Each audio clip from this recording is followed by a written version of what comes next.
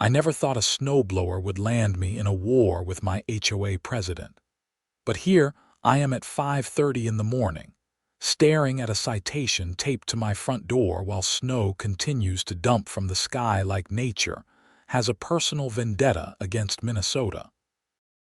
My name is Richard Kowalski, and I have lived in the Meadowbrook Springs subdivision in Duluth for 3 years now.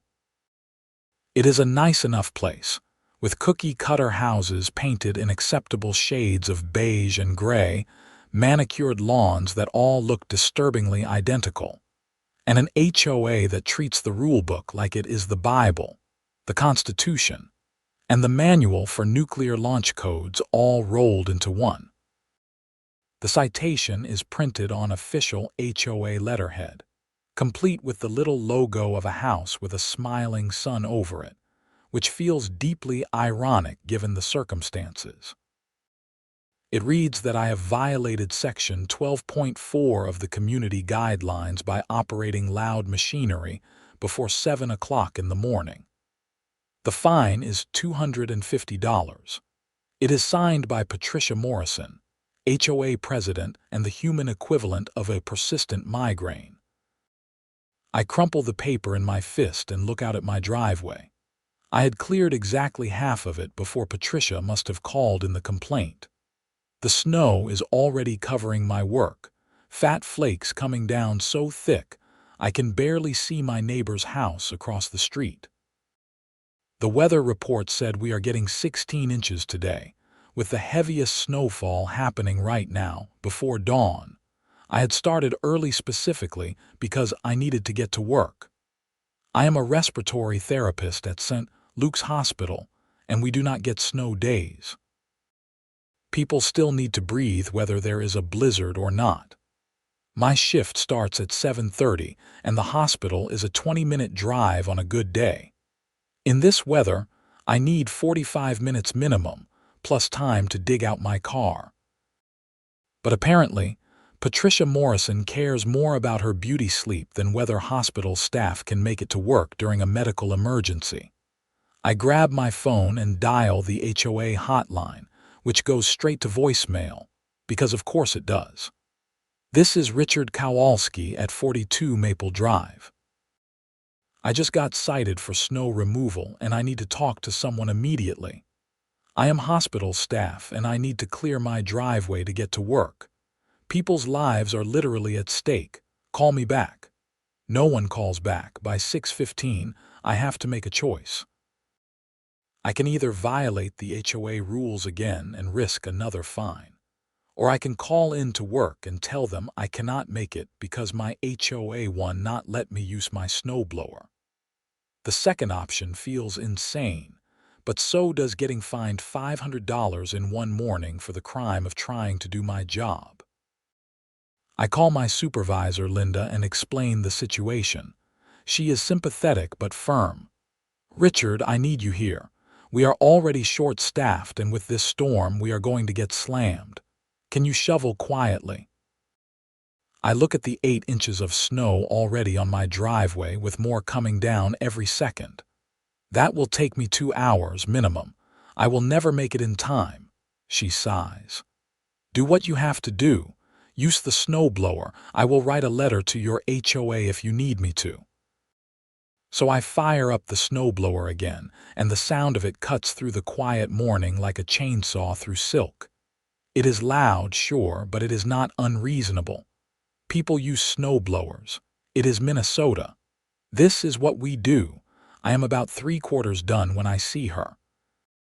Patricia Morrison, standing on her front porch 4 houses down, wearing a puffy white bathrobe and fuzzy slippers, her phone pressed to her ear. She is staring directly at me with the kind of righteous fury usually reserved for war criminals and people who do not return their shopping carts. I wave at her. She does not wave back. 20 minutes later, I am on the road, fishtailing slightly as I navigate the unplowed streets. My phone buzzes with another email from the HOA, another citation, another $250 fine. The email notes that this is my second violation within 24 hours, and that continued disregard for community standards will result in escalating consequences, including liens against my property. I am so angry I can barely see straight, and that is saying something given the visibility in this blizzard. Work is predictably chaotic. We have multiple patients in respiratory distress, several car accident victims, and a guy who thought it was a good idea to shovel his entire driveway by hand, despite having a heart condition. I do not have time to think about Patricia Morrison and her vendetta until my lunch break at 2 in the afternoon. That is when I check my phone and see 17 new emails from the HOA. 17. The first few are duplicates of the citation. Then there is a notice about an emergency HOA meeting scheduled for tonight at 7 to discuss my ongoing disregard for community harmony. There is a formal complaint filed not just by Patricia, but also by 3 other board members, none of whom live anywhere near me.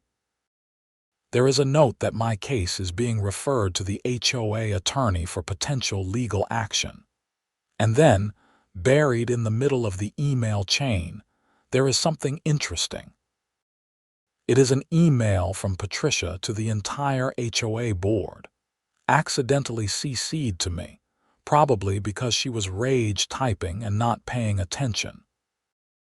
In it, she rants about how people like me think we are above the rules, how she is sick of entitled homeowners who believe their jobs are more important than community standards, and how she is going to make an example out of me.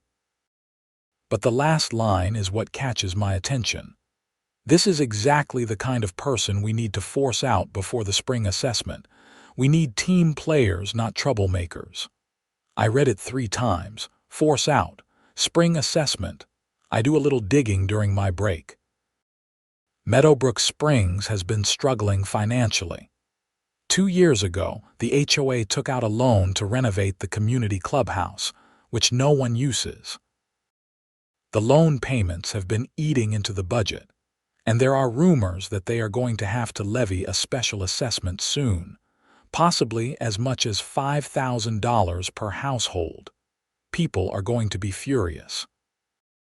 And if enough people are furious, they might vote out the current board, including Patricia Morrison. Unless, of course, the board can shift the narrative. Make it about rule enforcement and property values. Create a villain who is dragging down the community. Someone like me. I am still processing this when my supervisor finds me in the break room. "Richard, you look like you are planning a murder." "Nothing that dramatic," I say. "Just dealing with HOA nonsense." Linda shakes her head. "I hate HOAs.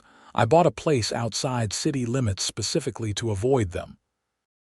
"Listen, do you need that letter?"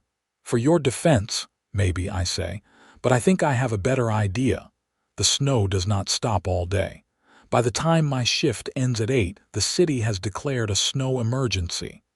The plows are working overtime, but they cannot keep up. The main roads are barely passable, and the side streets are a mess." I drive home carefully, my mind working through possibilities. I live on Maple Drive, which is a cul-de-sac with 8 houses. 7 of those houses, including mine, have driveways that open onto the circle. The 8th house, at the very end of the cul-de-sac, belongs to Patricia Morrison. Her driveway is longer than everyone else's, a point of pride for her, and it connects to the main street via a private drive that runs between 2 other properties. That private drive is the only way in or out of her house. She cannot access the cul-de-sac circle directly because of how her property is laid out. And right now, that private drive is buried under approximately 18 inches of snow. I park in my freshly cleared driveway and sit there for a minute, thinking.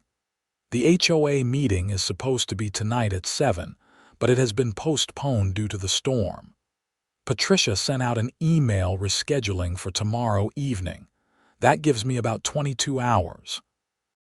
My snowblower is a beast, a 27-inch two-stage model with enough power to clear a driveway in 10 minutes.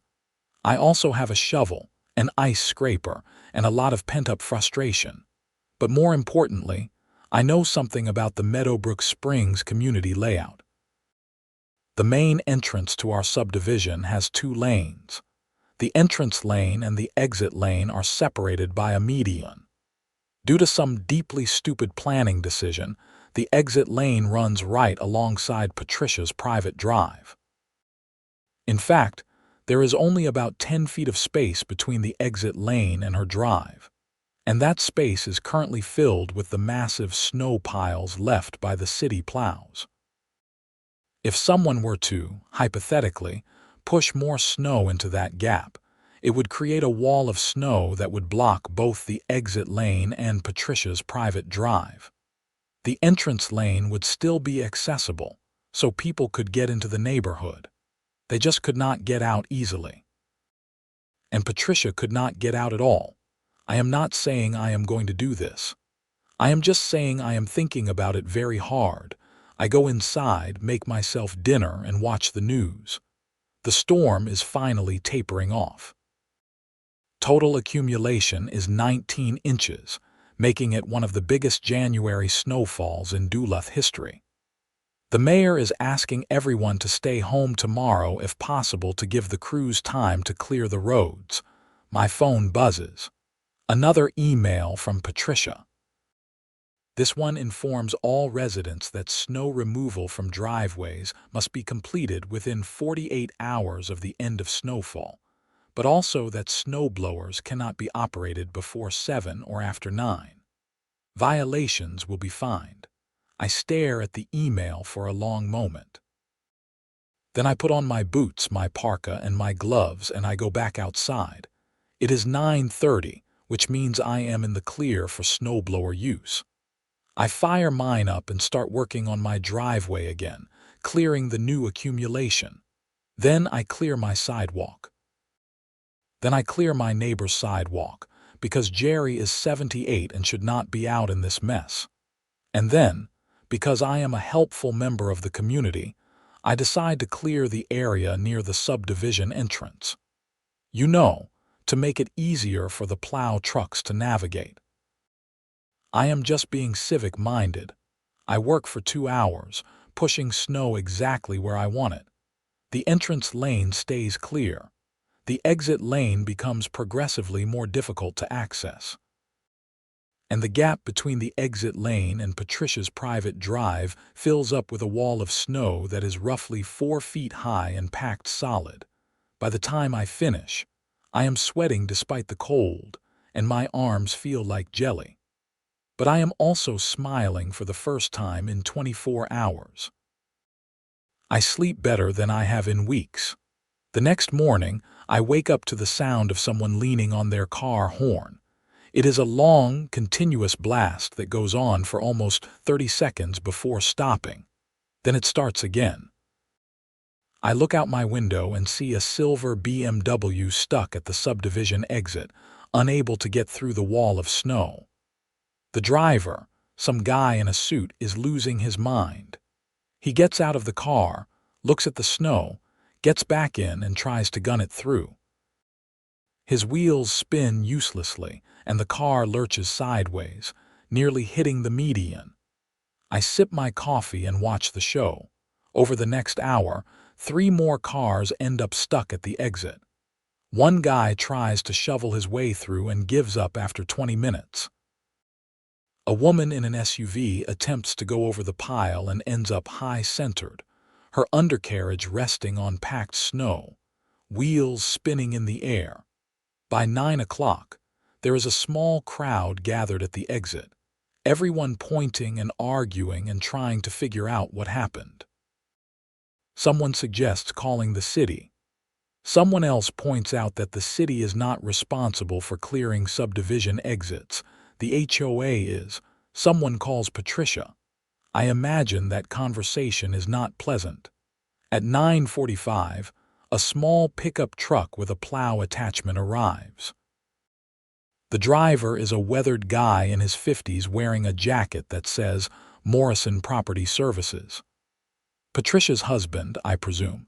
He takes one look at the situation and starts plowing, but it is slow going. The snow is packed hard, and his little truck is not designed for this kind of heavy work. While he is working on the exit lane, I get dressed and head out to my car.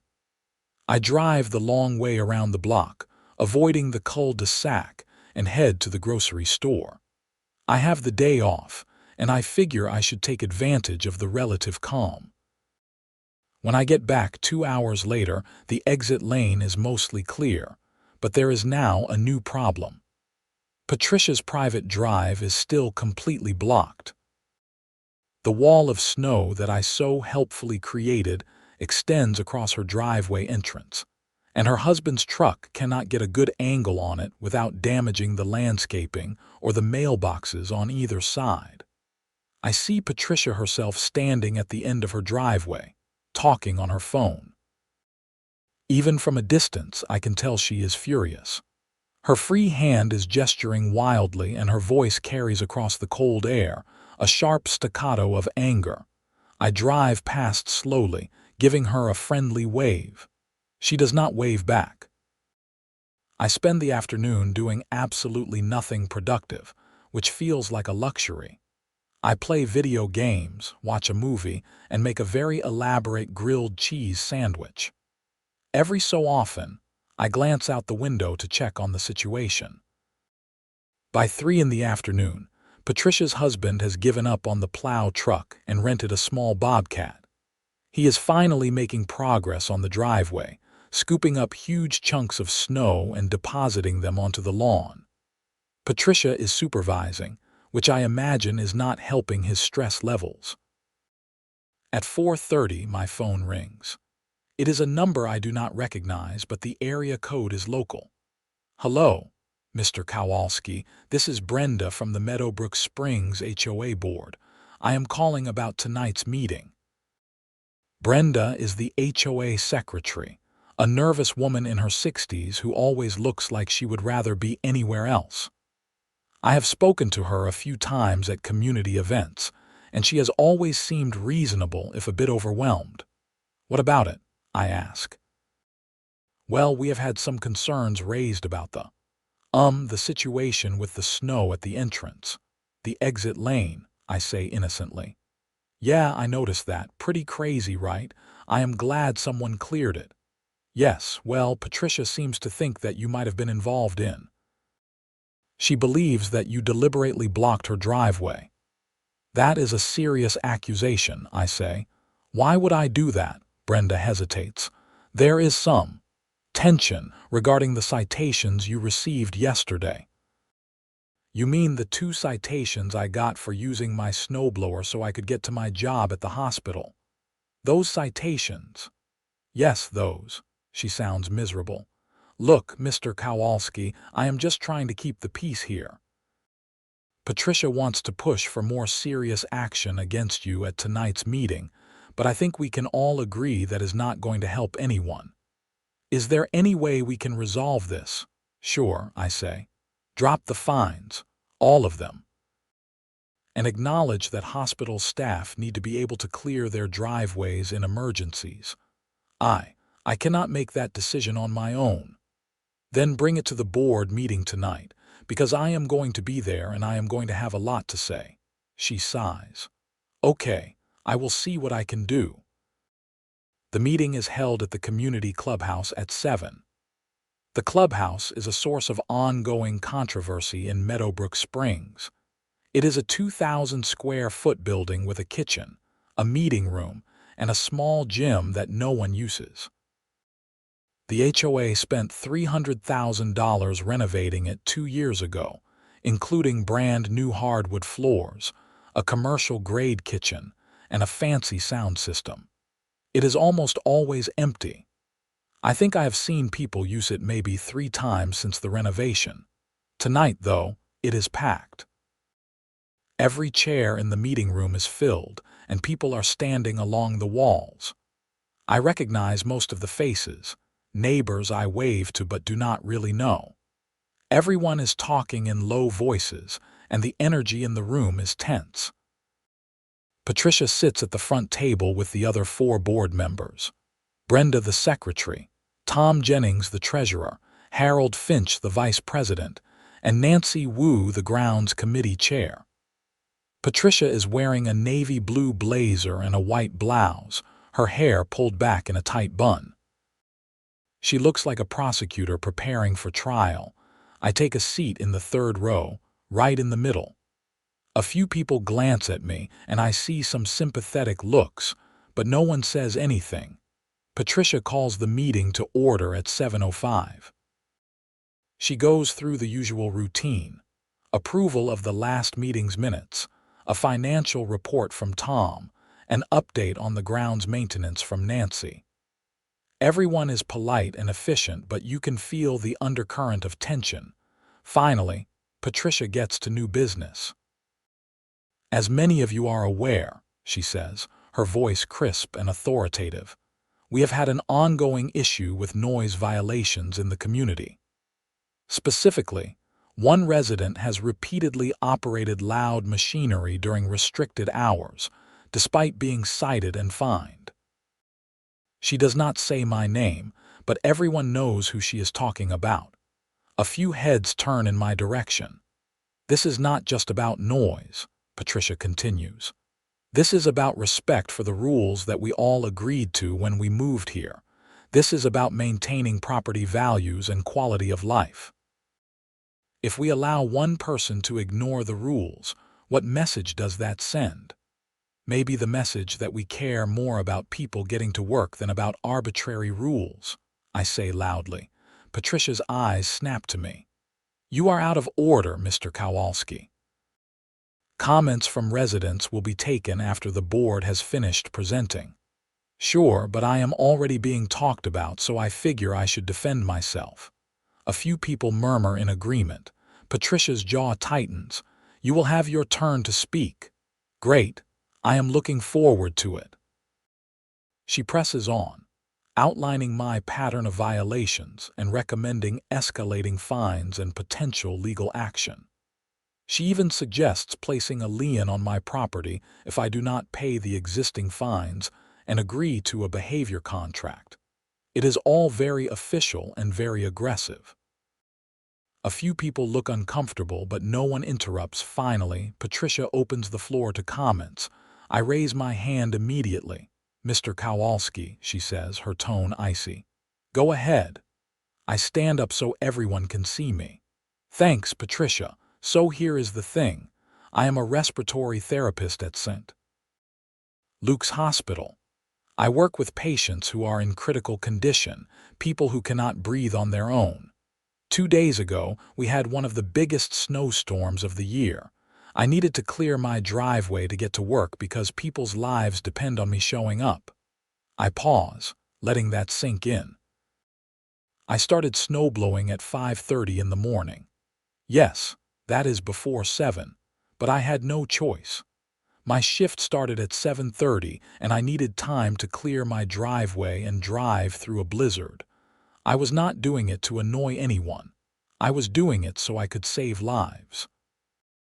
"The rules are clear," Patricia interrupts. "No loud machinery before 7. "Right, but the rules do not account for emergencies. They do not account for medical staff, first responders, or anyone else who might need to leave early for legitimate reasons. If we make exceptions for everyone, the rules become meaningless," Patricia says. "I am not asking for exceptions for everyone. I am asking for common sense. If someone needs to clear their driveway for work, especially if they are providing essential services, the HOA should not be fining them." It is ridiculous. A lot of people nod at that. I see several faces that look sympathetic. Tom, the treasurer, clears his throat. "Richard, I understand your point, but we have to enforce the rules consistently. If we do not, we open ourselves up to all kinds of complaints."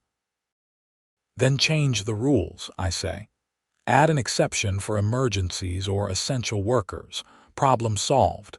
Patricia shakes her head. "It is not that simple. Rules exist for a reason. We cannot just change them every time someone finds them inconvenient. Inconvenient. People dying is not inconvenient, Patricia. It is life and death. You are being dramatic, she snaps, and you are being petty.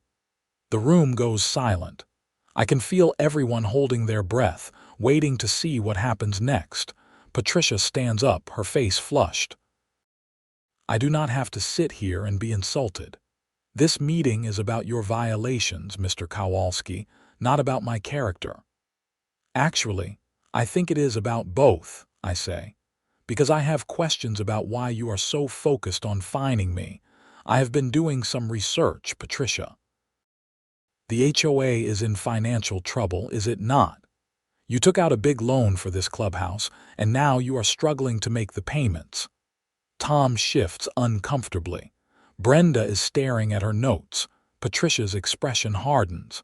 That is confidential financial information. It is public record for HOA members, I counter. And I am a member. So I know that you are planning a special assessment this spring. $5,000 per household. That is going to make you very unpopular, Patricia, unless you can distract everyone by going after someone like me. Make me the villain so people forget about the money. That is absurd, she says, but her voice wavers slightly. Is it? Because I saw the email you sent to the board, the one where you said you wanted to force me out before the spring assessment. The one where you said you need team players, not troublemakers. There is a collective gasp from the audience. Patricia's face goes white. That email was private. You CC'd me by mistake. She sits down hard, and for a moment she looks genuinely shaken. Then her expression hardens again. Even if that is true, it does not change the fact that you violated the rules multiple times. And it does not change the fact that you are abusing your position to target people who do not fall in line, I say. That is not leadership, Patricia. That is tyranny. Harold, the vice president, holds up a hand. Okay, everyone calm down. This is getting out of hand. Patricia, Richard, both of you need to take a breath. I am perfectly calm, I say, sitting back down. Patricia does not respond. She is staring at the table, her hands clenched into fists. Harold continues, Look, I think we can all agree that this situation has gotten messy. Richard, you broke the rules even if you had a good reason. Patricia, maybe the response has been a bit aggressive. Why do not we table this for now and revisit it at the next meeting? Give everyone time to cool off. I second that, Brenda says quickly. Nancy nods. Agreed. Patricia looks like she wants to argue, but she is outnumbered. Fine, she says tightly. We will revisit this next month, and the fines, I ask. Harold glances at Patricia, then at me. We will suspend the fines pending further review. It is not a total victory, but it is something. I nod. That works for me. The meeting wraps up quickly after that. People file out, and a few of them stop to shake my hand or pat me on the shoulder. One older woman, Mrs. Chen from down the street, tells me that her son is a paramedic and he has had the same problem with early morning snow removal. You did the right thing, she says. Someone needed to stand up to her. I thank her and head out to my car. Patricia is standing by her BMW, talking on her phone again. She sees me and ends the call abruptly. You think you are very clever, do not you? She says. I think I am right, I reply. There is a difference. You blocked my driveway. I know it was you. I cleared the subdivision entrance. If your driveway happened to be near that area, well, that is just geography. Her eyes narrow. I am not done with you. Looking forward to round 2, I say, and I get in my car and drive away. Over the next few weeks. Things settle into an uneasy truce. Patricia does not send me any more citations, and I make sure to only use my snowblower during acceptable hours, even if it means waking up at 6:55 and rushing to get ready. We get a few more snowstorms. Nothing as big as that first one, but enough to keep everyone busy with shoveling and plowing. The subdivision is buzzing with gossip. Word has gotten out about the special assessment, and people are furious. The board tries to spin it as necessary for maintaining property values, but no one is buying it. A petition starts circulating to recall the board and hold new elections. I sign it, along with about 60% of the homeowners. Patricia stops coming to community events. I see her occasionally, driving past in her BMW, but she does not make eye contact. Then, in late February, I get a letter in the mail. It is from a law firm in downtown Duluth, representing the Meadowbrook Springs HOA. The letter informs me that the board has decided to pursue legal action for my unpaid fines, plus additional damages for willful destruction of community property related to the snow blockage incident. They are suing me for $10,000. I read the letter twice, my hands shaking with anger. This is insane. I cleared snow. I did not destroy anything, and they are trying to ruin me financially over a noise complaint. I call the law firm the next morning and ask to speak to the attorney handling my case. His name is Gregory Turnbull, and he sounds like he would rather be doing literally anything else. "Mr. Kowalski," he says wearily, "I am just representing my client's interests. If you want to settle, I am authorized to accept payment of the original fines plus legal fees, about $3,000 total." "I am not paying a dime," I say. "This is harassment and you know it. That is your choice. We will see you in court." He hangs up. I sit there for a long time, staring at the wall. Then I call my own lawyer, a guy named Kevin Sherman who helped me with my house purchase a few years back. I explain the situation, and he listens without interrupting.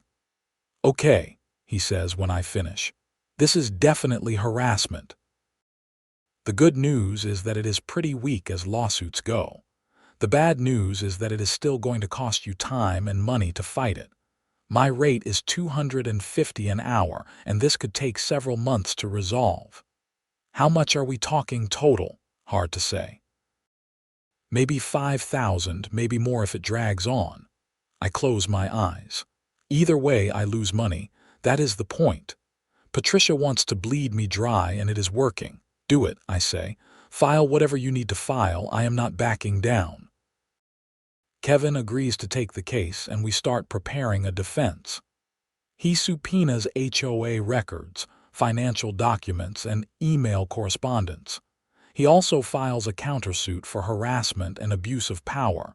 Things escalate quickly after that. In March, the recall petition succeeds. A special election is held, and the entire board is voted out.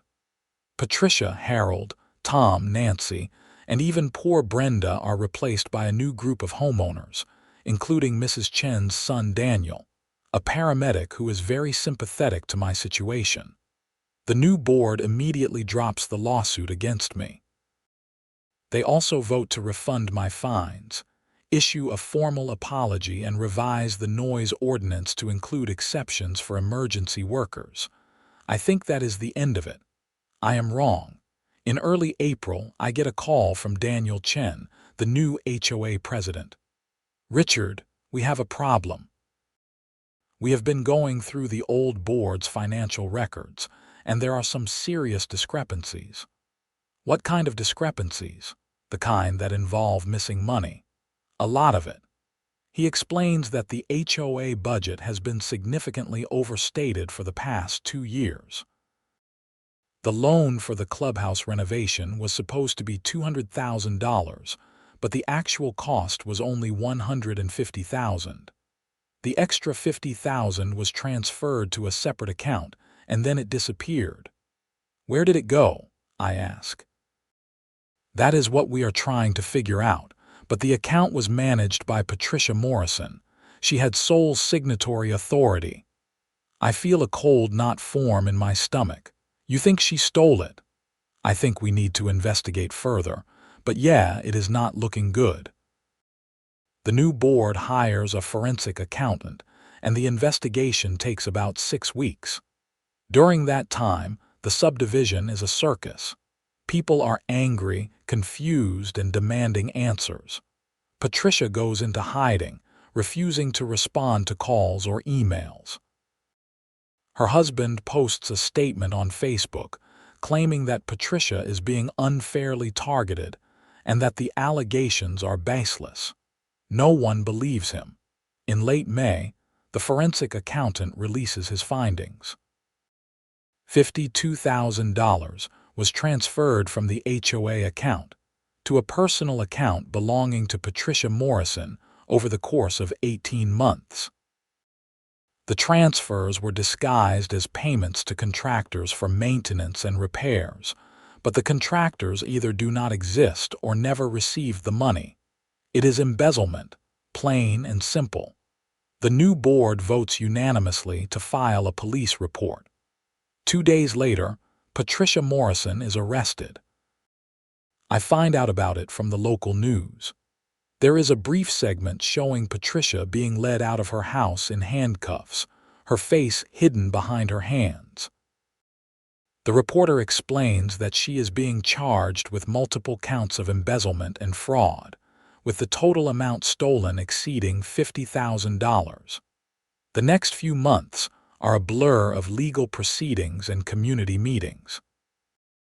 Patricia pleads not guilty and hires a high-profile defense attorney, but the evidence is overwhelming. The bank records, the fake invoices, the emails coordinating the transfers, it all points directly to her. Her husband tries to defend her at first, claiming she was just trying to help the community, but his story falls apart under scrutiny. Eventually, he files for divorce. In August, Patricia Morrison accepts a plea deal. She agrees to plead guilty to 2 counts of embezzlement in exchange for a reduced sentence. She is ordered to pay full restitution to the HOA, plus fines and legal fees. She also receives a 1-year jail sentence, with 6 months suspended and 3 years of probation. The judge, an older woman with no patience for nonsense, delivers a scathing rebuke during sentencing. Mrs. Morrison, you were entrusted with the financial well-being of your community, and you betrayed that trust for personal gain. You used your position to intimidate and punish those who questioned you, and you tried to cover your crimes by targeting innocent people. Your actions have caused significant harm, and you will be held accountable. Patricia does not say anything. She just stares at the floor, her shoulders slumped. I am in the courtroom that day, sitting in the back row. I do not feel triumphant or vindicated. Mostly, I just feel tired. This whole thing has been exhausting, and I am ready for it to be over. After the sentencing, I run into Kevin, my lawyer, in the hallway. Well, he says, that is that.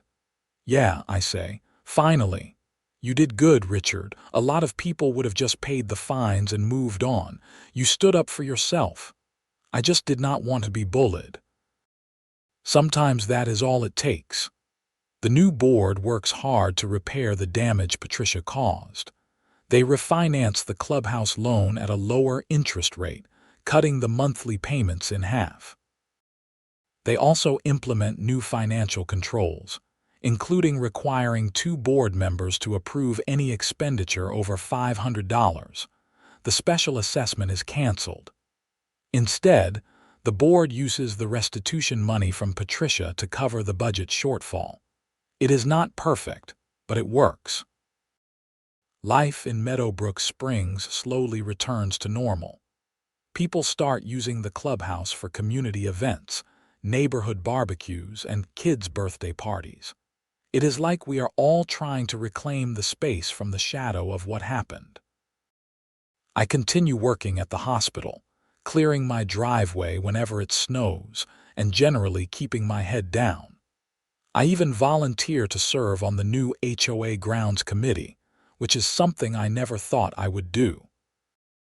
But after everything that happened, I feel like I have a responsibility to help make sure the community is run properly.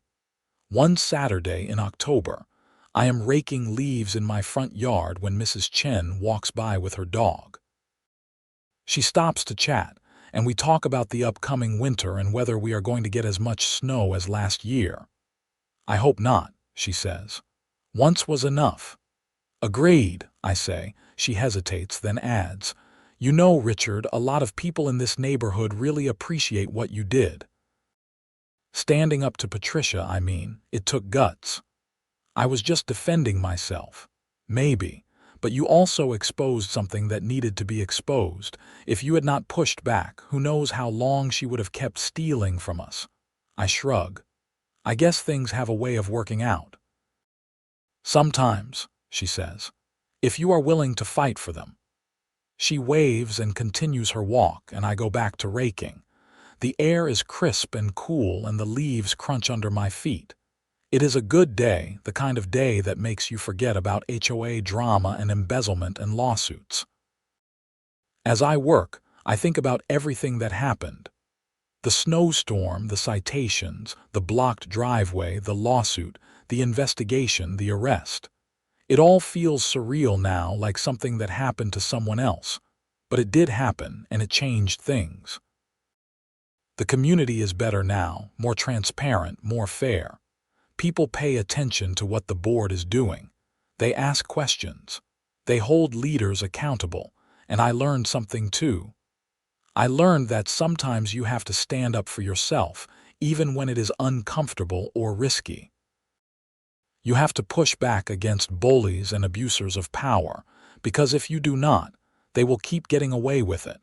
I finish raking and bag up the leaves, hauling them to the curb for pickup. My driveway is clear, my lawn is tidy, and my HOA fees are paid. Everything is exactly as it should be. Inside, I make myself a sandwich and turn on the TV. There is a football game on, Vikings versus the Packers, and I settle in to watch. Halfway through the second quarter, my phone buzzes with an email from the HOA. For a split second, I tense up, old reflexes kicking in. But it is just a reminder about the neighborhood Halloween party next week. Everyone is invited, and there will be cider and donuts and a costume contest for the kids. I RSVP yes, and go back to watching the game. That night, as I am getting ready for bed, I look out my window at the quiet street. Porch lights glow softly, and a few jack-o'-lanterns sit on doorsteps, carved and grinning. It is peaceful, normal, exactly what a neighborhood should be. I think about Patricia, sitting in a jail cell somewhere, paying for what she did. I wonder if she regrets it, if she understands how badly she messed up. I wonder if she ever thinks about how different things could have been if she had just been reasonable, if she had treated people with respect, instead of using her power to control and punish them. But mostly, I try not to think about her at all. Winter comes early that year. By mid-November, we have our first significant snowfall, about 6 inches overnight. I wake up at 6:55, put on my coat and gloves, and head outside. At exactly 7 o'clock, I fire up my snowblower and clear my driveway. Then I clear Jerry's driveway and Mrs. Chen's and the sidewalk in front of the whole block. No one complains. No one sends me a citation. No one threatens to sue me. It is just a guy clearing snow so his neighbors can get to work, the way it should be. And that is how I won my war with the HOA. Not through revenge or petty games, but by standing my ground, exposing the truth, and refusing to let a bully push me around. It cost me time, money, and a lot of stress, but in the end, it was worth it. Because now, when I use my snowblower at 7 in the morning, I do not have to worry about Patricia Morrison and her ridiculous rules. I can just focus on the task at hand, clearing the snow so I can get to work and help people who need me. And really, that is all I ever wanted. To do my job, live my life, and be left alone, is that too much to ask? Apparently it was for Patricia, but for the rest of us, it is just common sense. The neighborhood thrives under the new board. They implement a newsletter that actually gets read, organize quarterly community cleanups, and even start a little lending library in the clubhouse where people can drop off and pick up books. It is amazing what happens when the people in charge actually care about the community, instead of just using it as a personal piggy bank. In December, I get a card in the mail from the board thanking me for my service on the grounds committee and for my role in protecting the integrity of our community. It is signed by all 5 board members, including Daniel Chen. I put it on my fridge, right next to a photo of me and my co-workers at the hospital holiday party. On Christmas Eve, there is a big snowstorm, another one of those Minnesota specials that dumps 1.5 feet of snow in 8 hours. I spend the morning of Christmas Day clearing driveways up and down the block, helping out everyone who needs it. People bring me hot chocolate and cookies, and someone even gives me a bottle of whiskey as a thank you gift. It is a good day. A really good day. Later that afternoon, I am sitting in my living room, warm and tired, watching It's a Wonderful Life on TV. My phone rings. It is Kevin, my lawyer. Merry Christmas, Richard. Merry Christmas, Kevin. What is up? Just wanted to let you know that the HOA's restitution payment came through. Patricia paid the full amount plus interest. Your portion of the refund should hit your account in the next few days. How much are we talking? About $1,500. Your share of what she stole based on the years you have lived there. I whistle. That is more than I expected. Yeah, well, she took a lot. Anyway, I figured you would want to know. Enjoy your holiday. You too, Kevin, and thanks for everything. Anytime. I hang up and lean back in my chair, a smile spreading across my face. $1,500. That will cover the legal fees I paid and then some. It is not about the money, really, but it feels good to get something back after everything I went through. On New Year's Eve, the neighborhood has a party in the clubhouse. It is a potluck, and everyone brings food and drinks. There are probably 70 people there, kids running around, adults laughing and talking. It is loud and chaotic and wonderful. Daniel Chen gives a short speech, thanking everyone for their patience during the transition and promising that the new board will continue to prioritize transparency and community engagement. People cheer and raise their glasses. Later, Mrs. Chen corners me near the punch bowl. Richard, I have been meaning to tell you something. What is that? My son wants you to run for the board next year. He thinks you would be great. I laugh. I do not know about that. I have had enough HOA drama to last a lifetime. Think about it, she says. We need people like you.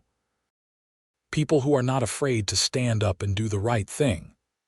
I will think about it, I promise, though I am not sure I mean it. As midnight approaches, everyone gathers in the main room to count down. We all shout the numbers together, and when we hit 0, there is a chorus of cheers and noisemakers and people hugging each other. I look around at all these faces, my neighbors, my community, and I feel something I have not felt in a long time. I feel like I belong. The new year brings new challenges, as it always does. There are budget discussions and maintenance issues and the occasional disagreement about community policies. But it is all manageable, all reasonable. The board listens to residents, considers their input, and makes decisions based on what is best for everyone, not just what benefits a few people in power. In February, I get a call from a reporter at the Duluth News-Tribune. She is writing a follow-up story on Patricia Morrison and wants to interview me. I do not really have anything to say, I tell her. You were one of the people she targeted, the reporter says. I think readers would be interested in hearing your perspective. I think about it for a moment. Part of me just wants to move on and forget the whole thing, but another part of me thinks that maybe sharing my story could help someone else who is dealing with a similar situation. Okay, I say, let us do it. The interview takes about an hour. She asks me about the snow removal citations, the blocked driveway, the lawsuit, and everything that followed. I try to be honest without being vindictive. I explain that I was not trying to hurt Patricia. I was just trying to defend myself and do my job. You feel like justice was served? She asks. I think so, I say. She broke the law and she is being held accountable. But more importantly, the community is in a better place now. We have a board that actually cares and people are engaged and paying attention. That is the real win. The article comes out a week later. It is fair and balanced, and it includes comments from several other residents who were also targeted by Patricia. One guy says she fined him 3 times for having his trash cans out too early. A woman describes how Patricia tried to force her to repaint her house because the color was not in keeping with community standards, even though it was a perfectly normal shade of gray. Reading those stories, I realized just how lucky I was to fight back. A lot of people did not, and they suffered in silence. The article ends with a quote from Daniel Chen. What happened with Patricia Morrison was a wake-up call for all of us. It reminded us that HOAs can be wonderful tools for building community, but they can also be abused by people who crave power. It is up to all of us to stay vigilant and hold our leaders accountable. I could not have said it better myself. Spring arrives, and with it comes the thaw. The snow melts, revealing brown grass and forgotten toys and all the little things that were buried during the winter. The neighborhood starts to come alive again. People are out walking their dogs, kids are riding bikes, and someone even sets up a little free library box at the end of the cul-de-sac. In April, the new board hosts a community cleanup day. We all gather with trash bags and rakes and gloves, and we spend the morning picking up litter, trimming bushes, and generally making the neighborhood look nice. It is hard work, but it feels good to be part of something positive. At the end of the day, we all gather in the clubhouse for pizza and soda. Daniel stands up to say a few words. I just want to thank everyone for coming out today, he says. This is what community is all about. People coming together, working together, making things better. We have been through a lot over the past year, but I think we have come out stronger. And a big part of that is because people like Richard Kowalski were willing to stand up and fight for what is right. Everyone turns to look at me, and I feel my face flush. I am not good with attention, but I nod and raise my soda cup in acknowledgement. So here is to Richard, Daniel says, raising his own cup. And here is to all of us. May we continue to build a community that we are proud to call home. Everyone cheers, and I find myself grinning despite my embarrassment. Later, as I am walking home, Mrs. Chen falls into step beside me. You know, she says, you really should think about joining the board. I am still thinking, I say. Well, do not think too long. We need good people. I promise her I will consider it, and I mean it this time. That night, I sit on my back porch with a beer, watching the sun set over the neighborhood. The sky is streaked with orange and pink, and the air is warm and smells like fresh cut grass. It is the kind of evening that makes you glad to be alive. I think about everything that has happened over the past year. The snow, the fines, the lawsuit, the investigation, the arrest. It all seems so far away now, like a bad dream that has finally faded. But it was not a dream. It was real, and it taught me something important. It taught me that you cannot let people push you around. You have to stand up for yourself, even when it is hard, even when it costs you something. Because if you do not, who will? I take a sip of my beer and smile. Life is good. The HOA is functional. The neighborhood is thriving. And I can use my snowblower whenever I need to, as long as it is after 7 in the morning. That is all I ever wanted. Just a little bit of respect, a little bit of common sense, and the freedom to live my life without someone constantly looking over my shoulder, waiting for me to break some ridiculous rule. And now, I have it. As summer approaches, the neighborhood settles into a comfortable rhythm.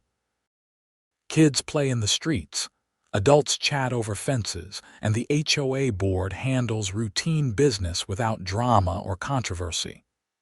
It is almost boring in the best possible way.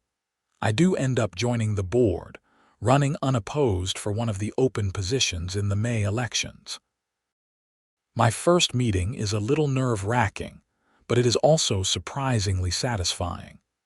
We discuss things like playground equipment maintenance, scheduling the annual block party, and whether to allow residents to have backyard chickens. It is all very normal, and I love it.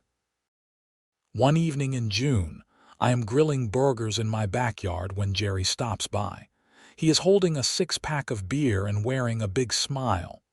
"Brought you a thank you gift," he says, holding up the beer. "For what?" "For everything. For clearing my driveway all winter, for standing up to Patricia, for making this neighborhood a better place. You are a good man, Richard." I take the beer and invite him to stay for a burger. We sit on the patio, talking about nothing in particular, just enjoying the warm evening and the good company. At one point, Jerry says, "You know, I have lived in a lot of places over the years. This is the first one that actually feels like a community." "Yeah," I say, "I know what you mean." And I do. Because despite all the drama, despite Patricia Morrison and her schemes and her petty tyranny, something good came out of it. The neighborhood pulled together. People started paying attention. And now we have a community that actually works, where people look out for each other and care about more than just property values and arbitrary rules. That night, as I am falling asleep, I think about the snowstorm that started it all. If Patricia had not fined me, if I had not pushed back, if I had just paid the fines and moved on, where would we be now? She would probably still be stealing from the HOA, still bullying residents, still running the neighborhood like her personal fiefdom. But I did push back. And it made all the difference. Sometimes I still see Patricia's house when I drive by. It is empty now, up for sale. The lawn is overgrown, and there is a faded "for sale" sign stuck in the ground. No one has made an offer yet. I have heard rumors that her husband moved to Arizona to live with family, and that Patricia is living with her sister in Fargo while she serves out her probation. I do not know if any of that is true, and I do not really care. She is out of my life, and that is all that matters. The summer passes in a blur of barbecues, board meetings, and hospital shifts. I get promoted at work, taking on more responsibilities and a modest pay raise. I use some of the money to upgrade my snowblower, getting a bigger model with heated handles and LED headlights. Because I have learned my lesson. When it comes to Minnesota winters, you can never be too prepared. In September, the new board hosts a community meeting to discuss long-term plans. We talk about playground upgrades, street repairs, and whether to add security cameras at the subdivision entrances. It is all very practical and collaborative, with people offering ideas and asking questions without fear of being shut down or punished. At the end of the meeting, Daniel thanks everyone for their participation and reminds us that the annual meeting and board elections are coming up in November. "If you are interested in serving on the board, now is the time to step up," he says. "We need people who care about this community and want to make it even better."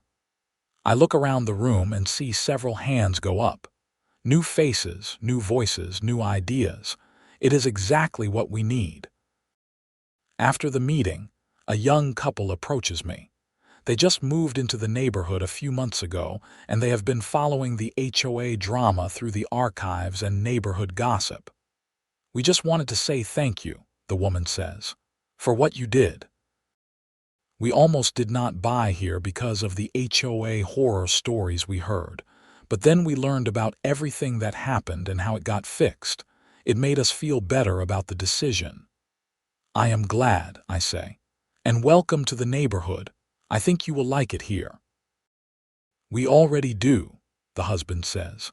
As I walk home that night, I feel a sense of satisfaction that is hard to describe. I did not set out to be a hero or a whistleblower or any of that. I just wanted to clear my driveway and get to work. But sometimes, standing up for yourself means standing up for everyone, and the ripple effects can be bigger than you ever imagined. The first snow of the season comes in late October, just a dusting that melts by noon.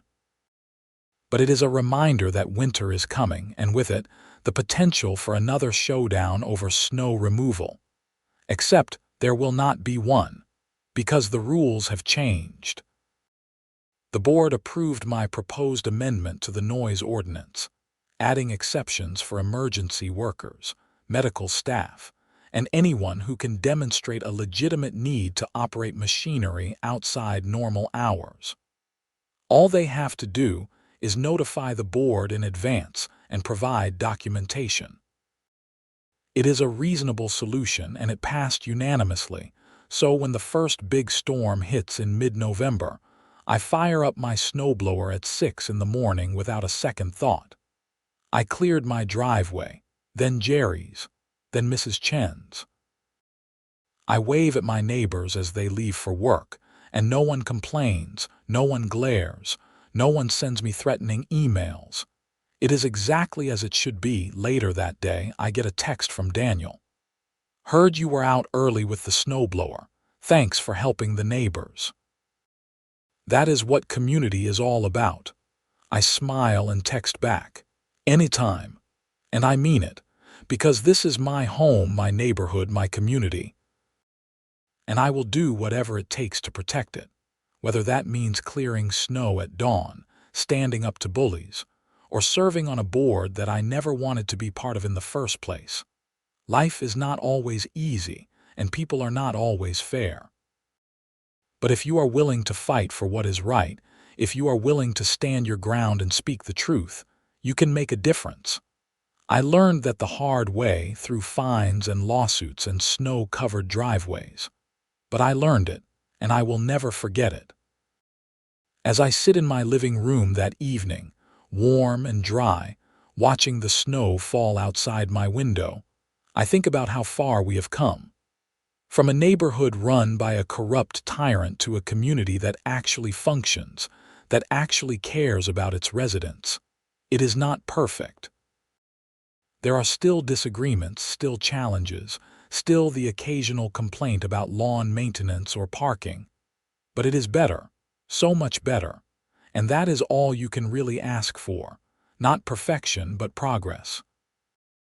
Not a utopia, but a place where people are treated fairly, where rules make sense, and where you can clear your driveway at 6 in the morning without worrying about being fined. I raise my mug of hot chocolate in a silent toast to common sense, to standing up for yourself, to communities that work because people make them work, and to snowblowers that start on the first pull, even on the coldest Minnesota mornings. Because at the end of the day, that is what really matters.